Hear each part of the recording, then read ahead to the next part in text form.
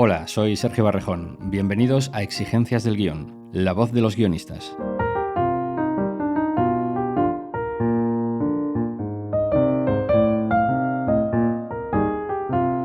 Tras estrenarse en el Festival de Toronto y ganar los premios a Mejor Guión y Mejor Dirección en el Festival Cinemastea de Vitoria, hoy, 21 de febrero, se estrena en salas de cine de España Daniela Forever, quinto largometraje como guionista y director de Nacho Vigalondo.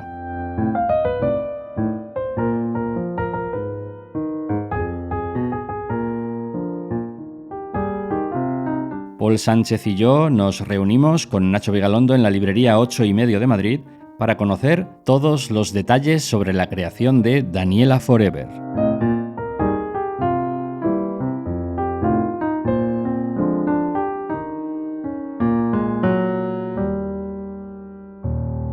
Quería empezar preguntando por un detallito del guión de la página 2. Bien. Presentas al personaje Garrido, que es un personaje secundario, al que vemos iluminado como si fuera de día. Sí. Sin embargo, estamos en un exterior noche. Sí. ¿De dónde surge todo esto? ¿Recuerdas cómo se te ocurrió? Porque me parece un detalle que va mucho más allá de un mero detalle curioso para el inicio, porque luego se repite y hay significados detrás de todo esto. Pues es un plagio de el cuadro El Imperio de las Luces de Magritte. Y que además para mí es el efecto especial perfecto. Ya lo que plantea el cuadro, no lo que yo rehago, sino que si tú ves el cuadro, que es básicamente... Bueno, hice una serie de cuadros con el mismo motivo, que son casas iluminadas de noche bajo un cielo diurno. Y la magia del cuadro es que tardas en darte cuenta de cuál es realmente el mecanismo. Quería probar a ver cómo funcionaba esto en imagen, porque digo, si funciona tan bien como el cuadro, realmente tampoco va a ser un efecto que sea fácil de entender desde el primer fotograma. De hecho, hasta que no lo pone en palabras Henry Golding, no tienes del todo claro qué está pasando ahí. Claro. Y luego cuando más... me meto en spoilers, ¿no? Vamos a dejarlo ahí. Cuando más adelante... bueno, da igual.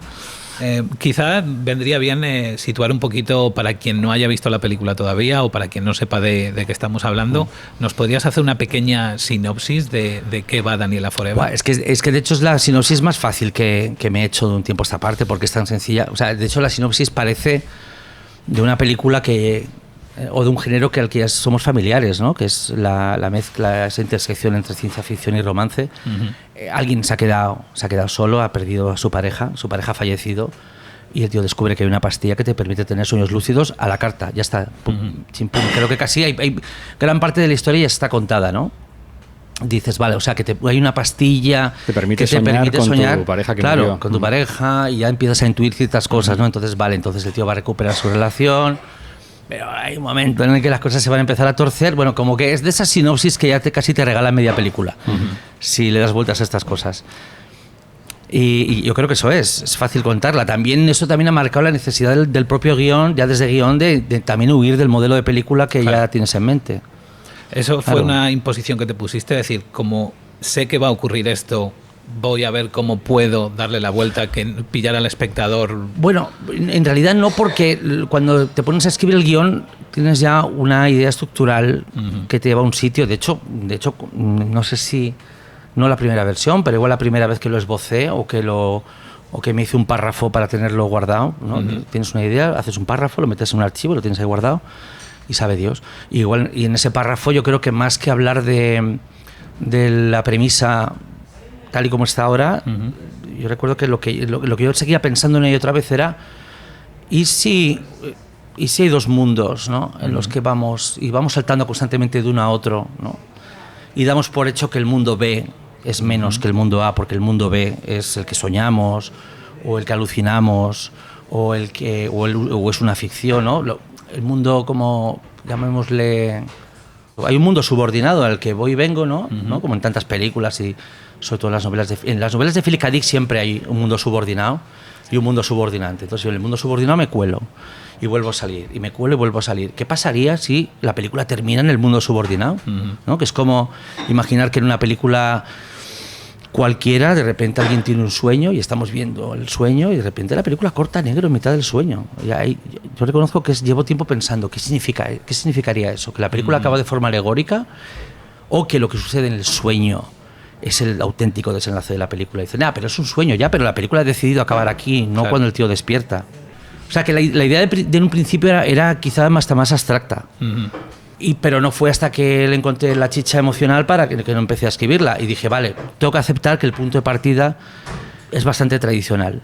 Pero ¿qué sería de nosotros si intentáramos hacer estudios de mercado antes de escribir un guión, ¿sabes? O sea que también hay veces en que un punto de partida muy original también me ha podido hacer daño en un momento dado. O sea, yo creo que el público merece gente que no lo piense demasiado. Entonces, eso es una cosa que me repito cada vez que veo que le estoy dando muchas vueltas. La gente que va al cine o la gente que ve películas merece gente que no le importe una mierda en un momento dado. Que quiera dejarse es importante eso. Has mencionado una cosa que me interesa mucho. He intuido que es una técnica a la que recurres, que es escribir un párrafo sobre una idea y dejarlo ahí archivado hasta que... Sí. Y has dicho, sabe Dios. Sabe Dios, sí. ¿Cuándo sabe Dios? ¿Cuándo es el momento? Se intuyo que tienes como muchos párrafos en muchos archivos, como papelitos en cajones. ¿No? ¿En qué momento notas como que algo ha eclosionado? Algo que tenías ahí a fuego lento ha roto a hervir. Creo que cuando de repente encuentras, cuando tiene un sentido emocional, la película. Cronocrímenes, que era mi forma de intentar replicar, ¿no?, la arquitectura de algunos cuentos de ciencia ficción que me volvían loco. Imagínate, yo iba para adelante, iba para atrás y descubrimos qué. Hasta que no me di cuenta del triángulo que formaban el protagonista, su mujer y su vecina, que acaba convirtiéndose en una especie de tentación sexual casi agresiva, ¿no?, por simple. Hasta que no me di cuenta de qué significaba realmente la historia en términos puramente emocionales, no me dieron ganas de escribirlo. No sé si esto es un rendirse o no, pero yo creo que si no hay un sentido emocional cuesta mucho escribir algo. Si una cosa es puramente intelectual o puramente exhibicionista, cansa mucho de escribir. Cuando uno mira tus películas en perspectiva, yo creo que una de las características más comunes es que siempre hay una propuesta súper original. En todas las pelis de Vigalondo hay algo que no habíamos visto nunca, o un enfoque absolutamente inesperado.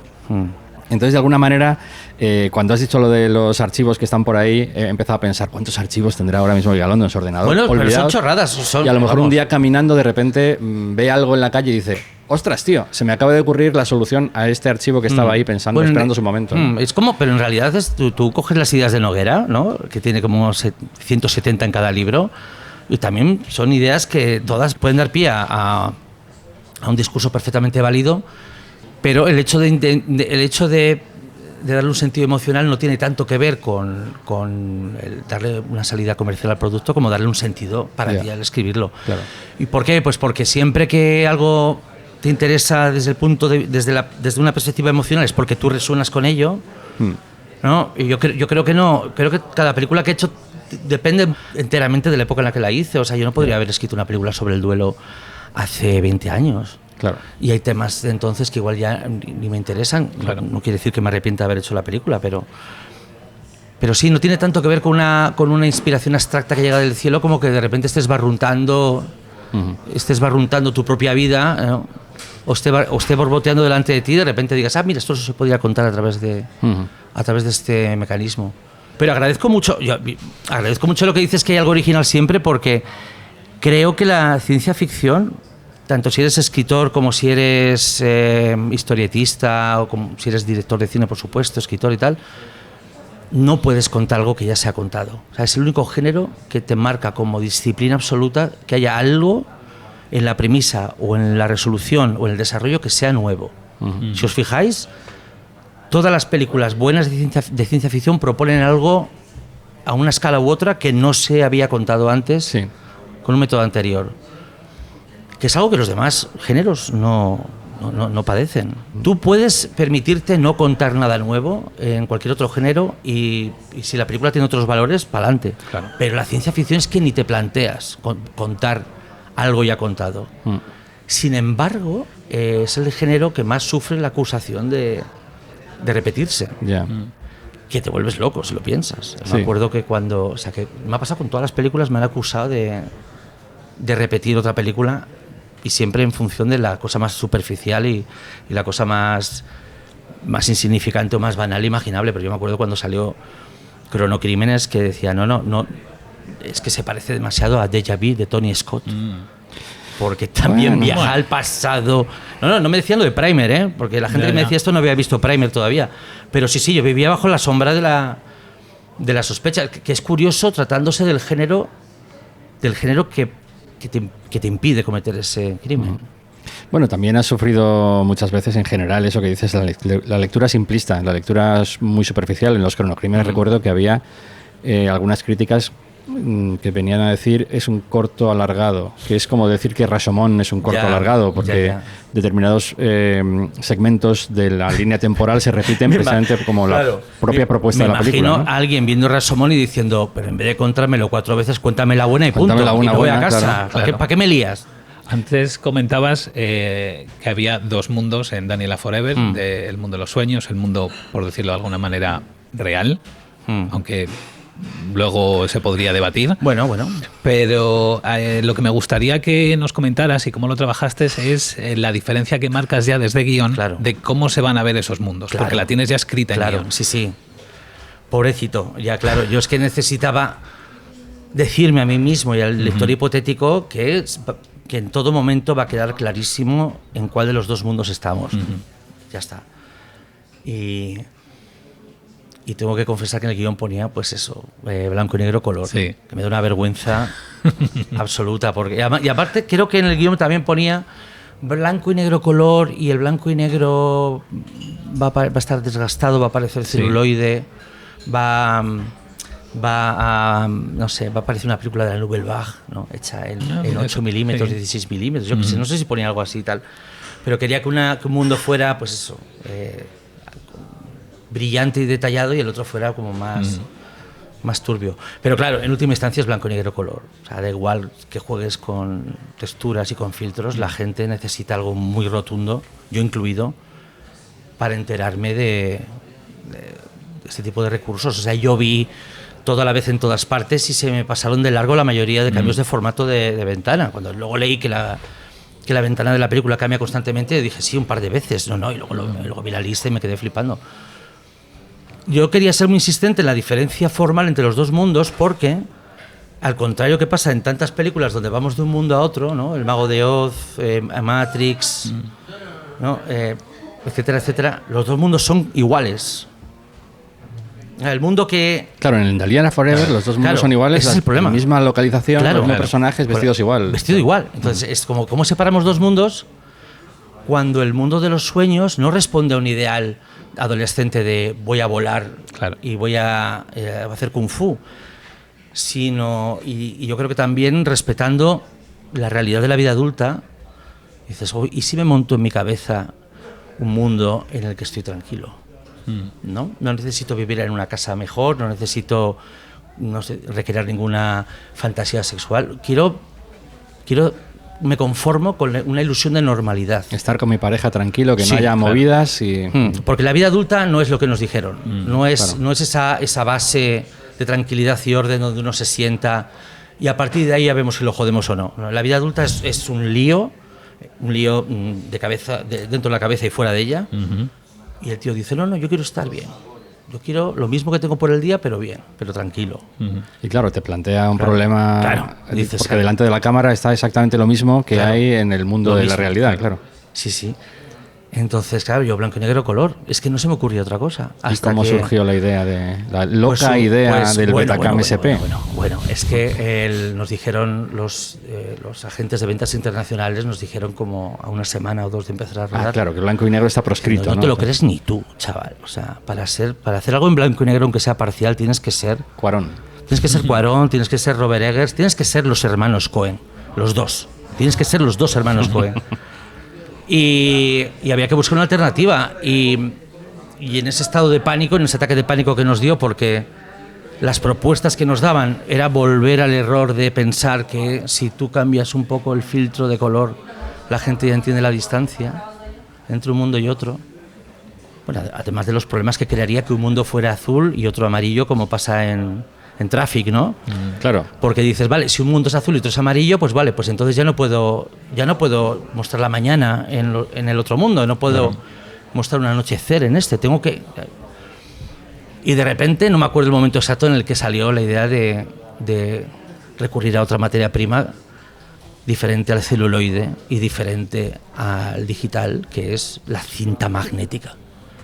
El Betacam, pero no el Betacam digital, el Betacam SP. Yo creo que la misma cámara con la que rodaste tus primeros cortos. Que Sergio y yo hemos manejado cuando aún nos queríamos confirmar como cineastas. Sí, la cámara que utilizábamos en los 90 tardíos. Bueno, habrá generado un problema meramente de encontrar cámaras SP que funcionen y con lentes en buen estado. Sí, es otro set de complicaciones. Lo que pasa, dices, bueno, y habrá planos que, ¿no? Hay momentos en los que la cámara reacciona raro a la luz y tal, pero dices, ya, una vez que tomamos esta decisión, las imperfecciones se van a quedar con nosotros. La decisión tiene un sentido dramático, es decir, la realidad está en Betacam SP y los sueños son un maravilloso escope con una definición genial, ¿no? Es decir, lo que estás contando es la sensación del protagonista, ¿no? Claro, no me parecía gratuito de repente el Betacam, ¿no? Que es, insisto, no es ni celuloide ni digital, se asociara a un sentimiento como es la depresión. Y sí, o sea, era como una herramienta, pero creo que no. Sabéis que no miento cuando digo que fueron los días más especiales del rodaje. Cuando grabas en Betacam. Claro, porque de repente. Eres joven otra vez. ¿Cuántos de nuestros oyentes saben lo que es un balance de blancos? Claro. Pues yo pedía, por favor, ser el del balance de blancos. Cogías tú el folio. Un folio delante de la cámara. Y luego el saber que un día de rodaje pesaba menos que una foto en tu móvil. Y entonces había un momento, porque claro, también tenía alguien. Yo en cuanto tomé la decisión, no la tomé, o sea, no puedo apropiarme el haber tomado la decisión, fue una decisión común que tuve con Naikari y con John Díez. Naikari Piña, productora ejecutiva de la película, y John Díez, director de foto. Tanto Naikari como John pasaron de estar aterrorizados a de repente verlo de otra manera. Y yo creo que en la discusión y en la duda, por supuesto yo también dudaba, en la duda creo que el momento de transición fue cuando John dijo una frase que no olvidaré jamás, porque John ya estaba enamorado de la posibilidad y fue a hacerse unas pruebas a una terraza con una cámara de estas y volvió con los ojos hechos chiribitas. Dijo, mira, la única razón por la que esto nos da miedo es porque no lo ha hecho antes A24, punto. A24. Si esperamos dos años, A24 hace una película en Betacam y vamos todos detrás a imitarles. Pues no, pues lo hemos hecho antes por una vez en la vida. Claro, y no es solo una decisión meramente esteticista, no es la lomografía en lo que estás haciendo, es realmente eso, traducir en imágenes y en texturas la depresión del protagonista. Sí. Claro, además que podría ser casi un eslogan de una empresa que comercializa la pirula de la película, ¿no? Si tu vida parece un corto en Betacam, tómate esto y será una peli en 4K, ¿no? Sí, y también hay un elemento casi te diría que político en abrazar una tecnología obsoleta en unos tiempos en los que la nitidez, el color y el brillo son valores absolutos que hay que alcanzar con cada nueva gama de televisión, con cada nueva cámara.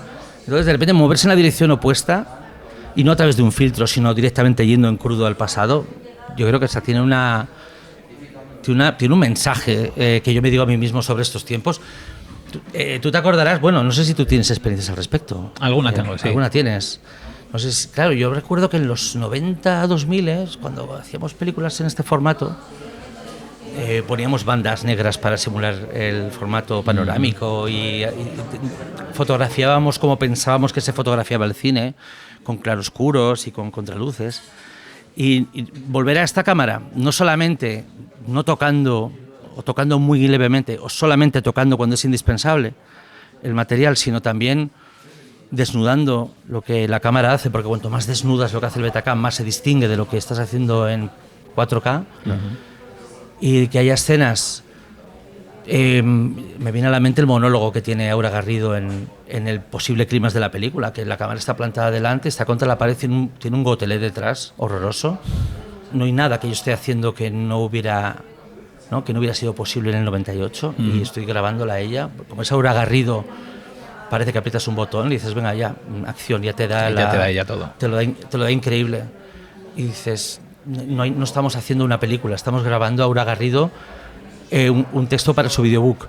¿Sabes? Esa desnudez plana, que el plano no te dé nada más que ella, en contraposición con el artificio extremo de pues los efectos especiales que hay en la película y tal, pues para mí era como una... A mí me decía, era un diálogo conmigo mismo acerca de qué hemos aprendido después de tantos años. ¿Hemos aprendido algo?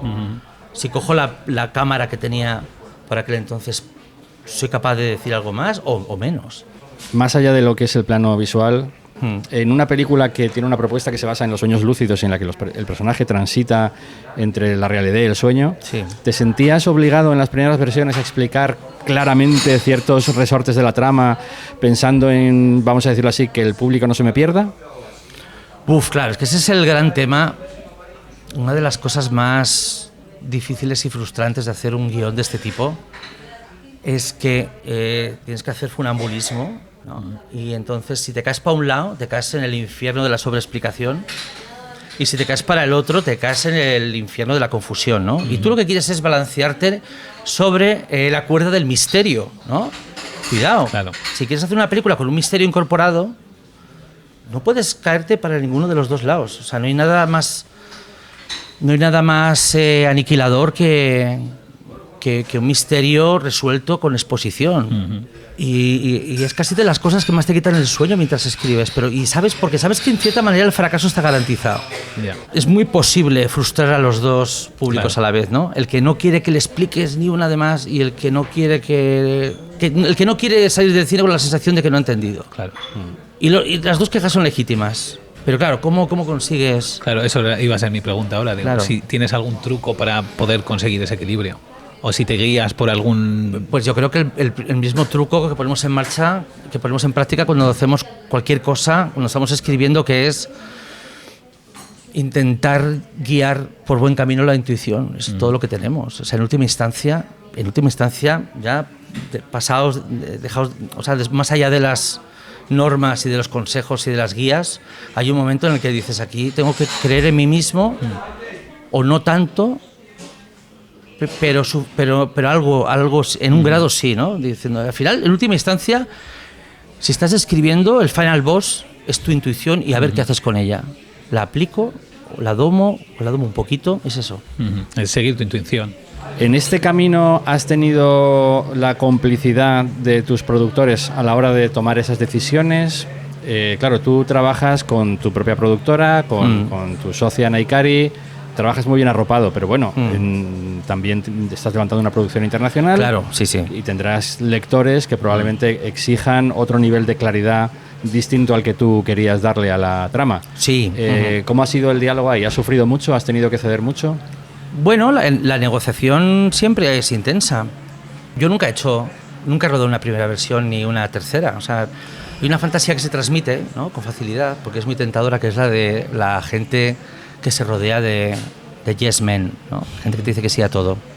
Y como hay un momento en el que pierde, o sea, que ya a tu alrededor no hay nadie que te contradiga.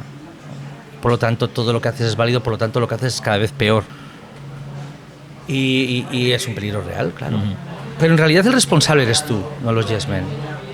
Si el clima que generas a tu alrededor es de asentimiento por defecto, eso es que tú has favorecido la creación de ese clima. Claro. Yo quiero pensar, es una voluntad, quiero pensar que nunca nadie de la gente con la que trabajo se ha visto como empujada a decirme que sí a todo. Creo que no ha pasado.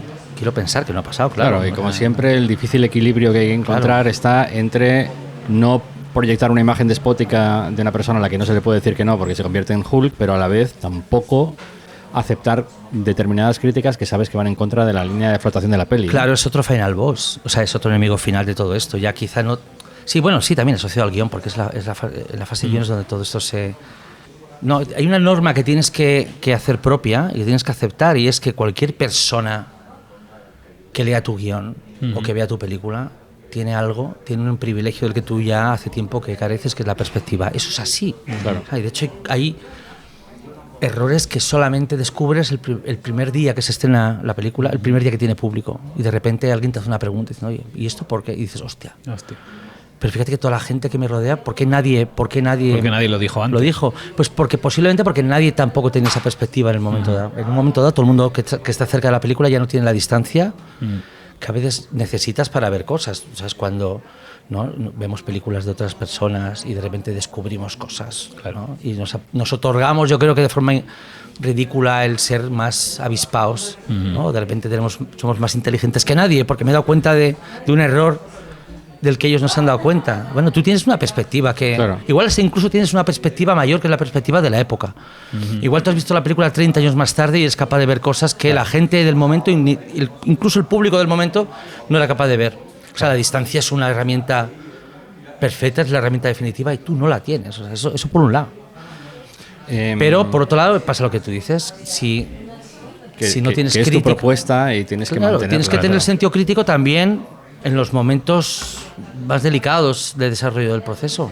Pero sí, es complicado, muy complicado. Hemos hablado antes de Magritte y a mí me gustaría comentar que, bueno, en la versión del guión que hemos leído Paul y yo, Daniela ya era ilustradora. Sin embargo, sus obras todavía no tienen un detalle que sí tienen en la película, que es que pinta las figuras humanas proyectando sus sombras en diferentes direcciones, en direcciones contradictorias. Sí. ¿Cuándo apareció este detalle y por qué? Hacer una película es lo más dulce y lo más difícil es aceptar que el proceso creativo es constante. Entonces, si yo en un momento dado estoy viendo la obra en este caso la obra de Adara, y digo, vale, le voy a pedir un par de cosas, pero quiero apropiarme también de lo que ella ya hace, de lo que ella ya produce, porque creo que es más bonito que en vez de que yo le pida a ella, también yo me deje influir por ella. Y entonces uno de los cuadros me dio la clave. Hay un momento en el que se ven dos personas sentadas en una butaca con una lámpara en medio y hay un énfasis visual en las sombras que van en direcciones distintas. Y bueno, si estamos hablando de gente que vive en horas del día diferentes a las tuyas, ¿no? Fue un diálogo con la obra de Adara. O sea, yo creo, no sé cuántas cosas le pedí a partir de lo que vi en sus cuadros, pero esas decisiones vienen de la propia obra, que no existía cuando escribí el guión. O sea, yo cuando escribo el guión no sé qué va a ser, ni siquiera sé si va a ser Madrid. No sé si en esta versión aparece la Puerta de Alcalá envuelta en un trampantojo, pero eso fue una cosa que vimos ahí haciendo la localización. De repente dijimos, ¿qué es esto que estoy viendo aquí? La Puerta de Alcalá, tapada por la Puerta de Alcalá, esto tiene que salir. Yo creo que es tan sencillo como no bloquear el aspecto creativo de todas las decisiones que se van tomando. Y cuanto más tengas eso desbloqueado, más vas a exprimir a todo lo que tengas alrededor. O sea, la película con un equipo distinto, yo mismo con un equipo distinto, ¿no? O imagínate que la tengo que rodar en otro país y es un equipo, ¿no?, que ni siquiera habla el mismo idioma, sería una película completamente distinta. Hay un momento muy divertido en Daniela Forever, que es cuando Nicolás le está enseñando a Daniela cómo funciona una casa del terror, un pasaje del terror. Sí. Y de todos los personajes monstruos que podría ella elegir en convertirse, ella decide convertirse en un tiburón con pistola, que es loquísimo. Ya. No sé si eso viene de algún lugar. Mira, la película está hecha mucho antes de que haya un discurso sobre el ChatGPT o sobre las IAs. Y la película, que es más sabia que sus responsables, pues se ha adaptado a un discurso, a un dilema, a una pregunta que nos hacemos ahora, que es, ¿podemos tener una relación con una inteligencia artificial? O sea, eso es así. O sea, la película lo hace por mí, ¿eh? No, la película es la que se ha actualizado, yo no. Y sobre todo en los primeros diálogos con ella, dices, vale, se está entrenando a ChatGPT. Pero llega un momento en el que en la secuencia de la Casa del Terror ya ella empieza a despegar respecto a todo lo previsto, y si yo escribiera este guión ahora, la frase tiburón con pistola respondería a la pregunta, ¿qué es lo que no va a decir nunca ChatGPT si le preguntas de qué se quiere disfrazar? Pero claro, ya ahí se está rompiendo algo. Claro. Aparte, esto responde a una broma que hacíamos hace tiempo, ¿no? De cuál sería el peor y a la vez el más intrigante disfraz de carnaval, que era Superman con un cuchillo, ¿no? O Conan con un fajo de billetes, ¿no? Dices, ¿qué está pasando aquí? Y claro, un tiburón con pistola es también una premisa interesante. Muy loca, muy divertida. Sí. Y visualmente es una de esas cosas inolvidables. Sí. no solo en la trama, sino también en la parte icónica, generas unas imágenes que se quedan pegadas a la retina y que a ver cómo te las quitas de la cabeza. Bueno, es cosplay económico, ¿no? Cosplay, ¿no? Diciendo, fíjate qué fácil es, y fíjate qué fácil es disfrazarte de mis personajes. Es que no, estoy bloqueando las marcas que puedan comprar los derechos de explotación. O sea, ¿quién iba a pagarse, no, una versión cara del disfraz de la momia de Cronocrímenes? Pero te la puedes hacer tú. O sea, es que no hay mucho misterio, sí. Yo tengo mentalidad de clase obrera a la hora de generar iconos y hago que todos sean baratos de reproducir en tu casa. Quiero pensar que es así. Hay un momento en el guión que me parece muy chulo. Es un momento en el que pasan del piso de él, de Nicolás, directamente a una discoteca. Sí. Pero en el guión marcas que la puerta se cierra y nos quedamos dentro del piso y haces una pregunta a la propia película. Sí. ¿Qué te pasa, película? Sí, pero eso se ha quedado en la película, ¿eh? Sí, que me parece curioso. Sí. Hay un momento en que la película... Claro, estoy rompiendo la última ley, ¿no? Que es el punto de vista. O sea, si hay un momento en el que los personajes, todos los personajes que están en cámara se van de cámara y en vez de cortar al espacio donde se han introducido o cortar otra escena, me quedo esperando aquí. Claro, ¿qué te pasa, película? O sea, en ese momento también escribiendo el guión quería dejar claro que yo era consciente del desconcierto que podía generar el hecho de que la película decida esperar fuera, ¿no? Pero esperar con paciencia, ¿sabes? Como, como casi como diciendo, ya sabemos que van a volver a entrar, ¿no? Que en ese momento, a mí esas oportunidades que puede tener el cine de estar vivo, te diría que incluso en contra de lo que se está contando, ¿no? Como si fuera un animal amaestrable. Yo creo que todos esos recursos me parecen oro solamente por el hecho de que no se pueden dar en ningún otro lenguaje. O sea, esto de quedarse con la cámara esperando al otro lado de la puerta, no se puede hacer por escrito, en prosa. No puedes... Es cierto, sí me recuerda un poco a lo que me pasó con el último plano de los Fabelman, ¿no? Ah, claro, sí. Cuando corrige la cámara dices, claro, efectivamente esto es 100% cine, ¿no? Claro, no se puede... sí. Bueno, y estamos todavía... lamentando el duelo por David Lynch. Él hacía películas que no podían no ser películas. Exacto. Bajo ningún concepto, vamos. Hay un detalle también en el guión que hemos leído, la última página está en azul. Me imagino que eso es por algún tipo de cambio, lo cual me lleva a preguntarme si has cambiado el final. ¿Solamente la última? Yo juraría que solo la última. Se me hace raro, es curioso, ¿eh? Por eso me llamó la atención, porque era solo una y solo la última. Hombre, tengo que confesar, el final, el tramo final es lo que más reescribí, lo que más me costó hacer. Y lo más delicado. Porque en realidad es un final que he repetido en otra película, en Extraterrestre, que es que el protagonista descubra que esta no es su película. Entonces el tío dice, ni consigo lo que tengo, ni tampoco me voy a imponer, ¿no?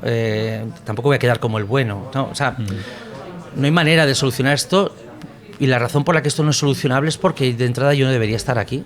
Soy yo el que está obstaculizando todo bien, entonces me tengo que ir. Lo cual también es ambiguo, porque dices, te estás yendo, pero no deja de ser una decisión que has tomado, no es lo que tú quieres, ¿no? Hay una cierta ambigüedad ahí. Pero fíjate que, por ejemplo, lo que pasa en la última escena, que es casi la inversión 180 grados total de la película, que es, ¿no? Ahora ella es la que sueña con él, con la diferencia de que ella vive en 4K y él protagoniza sueños en Betacam. Esa inversión que parece elemental, viendo la película, creo que apareció en la ultimísima versión. Porque constantemente el final que aparecía en papel era él imponiéndose, era él desapareciendo, pero a la vez, ¿no?, haciendo una reverencia a cámara y diciendo de nada. Y no conseguía, porque claro, tampoco quería que desapareciera del todo, ¿no? También me parecía incorrecto. Decía, ¿cómo consigo que él esté presente pero no de una manera invasiva y que tenga sentido visual? Y fíjate que la solución que hay en la película parece de cajón. Pues tardé un huevo en llegar hasta ahí. Bueno, lo que suelen decir que es un gran final, ¿no? Es absolutamente inesperado y totalmente lógico. Sí, es inesperado. Siempre es inesperado cuando estás viendo la película en Play. Claro, cuando tú paras y haces un análisis reflexivo intelectual de lo que has visto es absolutamente lógico, con lo cual era previsible. Bueno, ya, pero no te has ido al minuto 70 porque lo veías venir. Claro. Entonces, cuando ha llegado era una sorpresa. 5 minutos después ya no es una sorpresa, claro. Claro, tengo que decir que así como en el punto de partida de la película había un fantasma, ¿no? Que era una película a la que se parece esta, ¿no? No digo una concreta, sino un tipo de cine. Y había un punto de partida que era como, vale, esto es Black Mirror, olvídate de mí, la pastilla, la pílula, tal, no sé qué tal, pero hay que aceptar que si tú crees en la película no puedes dejarte llevar por cuestiones mundanas, como que el punto de partida se ha parecido tal. Pero también tengo que confesar que había un final que flotaba, que era un final fantasma, que era el final inevitable de este tipo de relatos, ¿no? Y decía, ya sé el final que esta película está condenada a tener, que es que él se da cuenta de que tiene que superarlo, y entonces, ¿no? A ella, ¿no? La siguiente fase del duelo. Sí. Claro, y entonces ella le dice, no, hay una despedida, ¿no? Hay una despedida en una terraza, ¿no? En el que está cayendo el sol, y él le dice, tienes que ser feliz aunque sea lejos de mí. Y en cierta manera el final de la película no diverge tanto de esto, pero yo necesitaba desafiar esa mecánica de una manera, nuevamente, la ciencia ficción. Yo necesitaba que la ciencia ficción me necesitaba a mí que yo retorciera la premisa, o que encontrara algo que pudiera ser nuevo para mí en un momento dado, pero sí que sin perder la, ¿no? Cuando renuncias a algo por común es porque lo otro que tienes bajo el brazo es mejor, no porque quieres no porque quieras lucir la originalidad per se, sino que tienes que encontrar algo que signifique más. Y si yo abracé ese final es porque de repente, siendo una película que arranca sobre el duelo, creo que también aterriza en el sentimiento de duelo. El sentimiento de duelo a veces es la paz de la hipótesis, o sea, la posibilidad de no existir, o la posibilidad de sustituir una realidad por otra. Yo creo que al final si el comienzo de la película está como hundida en el duelo, pero empieza a volar, ¿no? En otro sentido, y acaba siendo una fantasía existencial, Philip K. Dick, otros mundos, pero espera un momento, cuidado que el mundo subordinado está creciendo y puede invadir el mundo subordinante. Eso pasa en todas las novelas de Philip K. Dick. Que la película volviera a zambullirse en el duelo, yo creo que era también sanador en un momento dado. Hay un momento en la película en el que Daniela admite estar sufriendo el síndrome del impostor, que creo que es algo que todas las personas creativas hemos vivido en algún momento. ¿Cómo lidias tú con el síndrome del impostor cuando te ataca? Bueno, el síndrome del impostor es uno de los cuchillos de la depresión. O sea, la depresión tiene un maletín con herramientas, con armas, ¿no? ¿No? Y entonces hay un momento en que quizás ya las identifico a todas. Y no tienes por qué estar chapoteando en la depresión para que vengan estos cuchillos particulares de una dirección u otra, ¿no?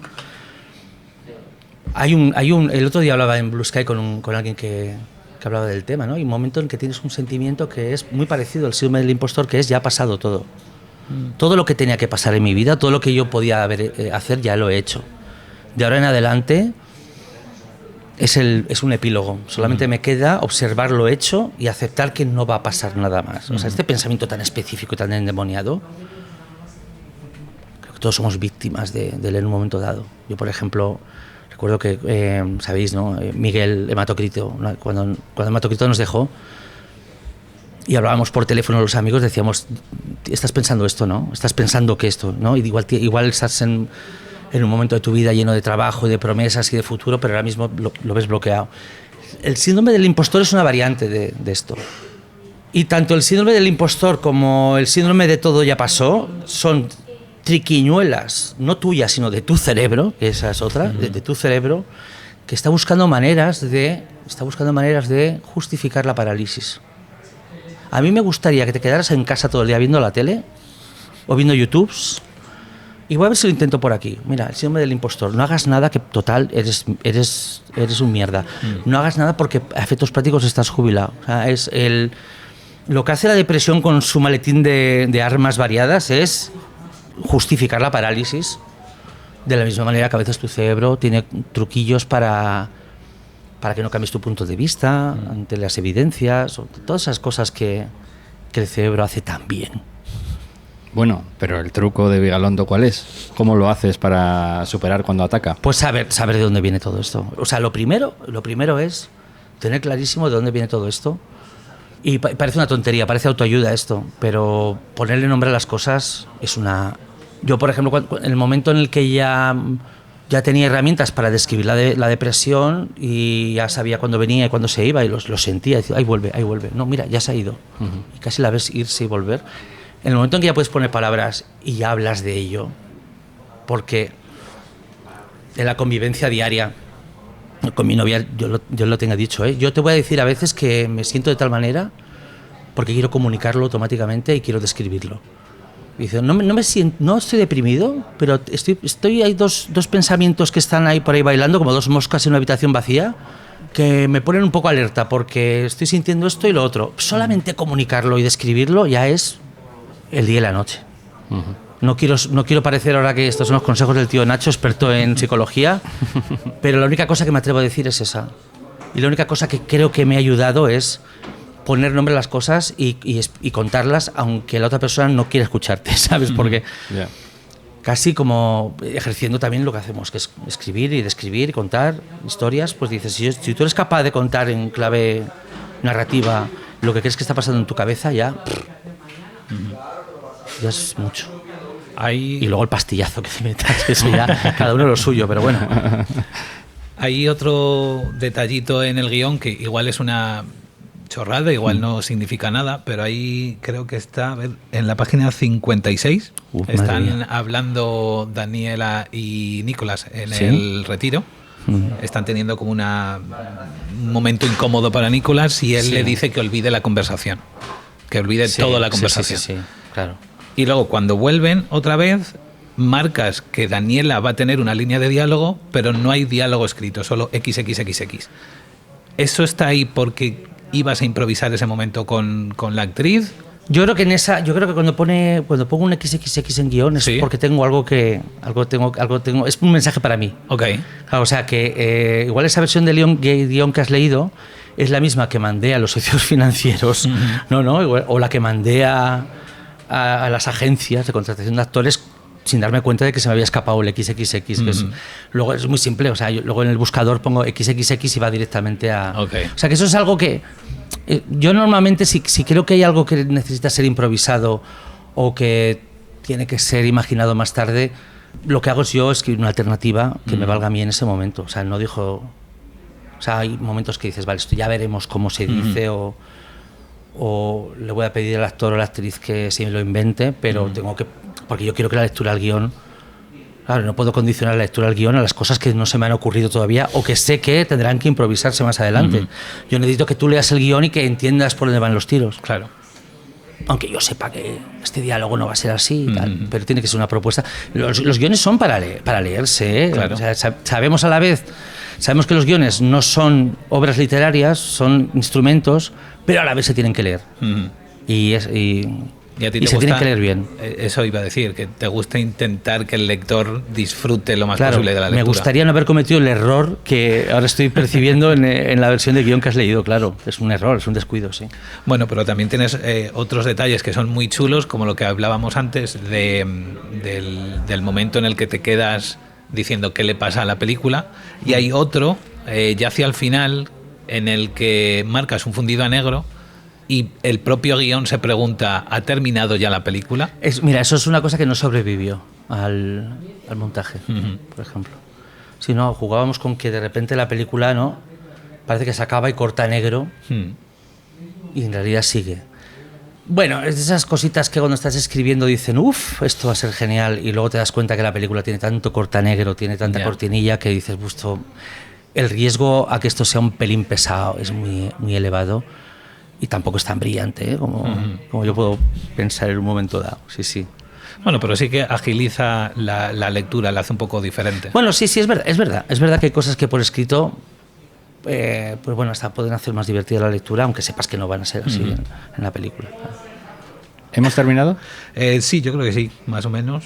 Tengo todas las preguntas y dudas cubiertas. Bueno. Pues Nacho Vigalondo, oye, guionista y director de Daniela Forever. Madre Muchas mía, gracias por venir a la librería 8:30 a hablar con Exigencias del Guión. Ya estas cosas siempre en tu cabeza van a durar 3 veces más, ¿no?, de lo que acaban durando. Yo creo que ha durado el doble de lo que esperaba tu jefa de prensa. Vale, sí, porque estoy recibiendo ya llamadas porque tengo ahora mismo que que resolver un marrón con Superstar. Uy. O sea, que claro. tengo ahí... Sí. Pero bueno, esto no acaba aquí, amigos. Vigalondo es infinito. La siguiente con Superstar. La siguiente con Superstar, muy bien. Pues nada, nos quitamos los cascos y nos alejamos mientras Muy bien. sigue grabando para que nuestras voces Muy bien. Vale. El fade out artesanal, ¿no? Sabéis que los Beatles, en vez de hacer el fade out, se iban alejando ellos de los Beatles. Si era bueno para los Beatles, es bueno para mí, ¿no?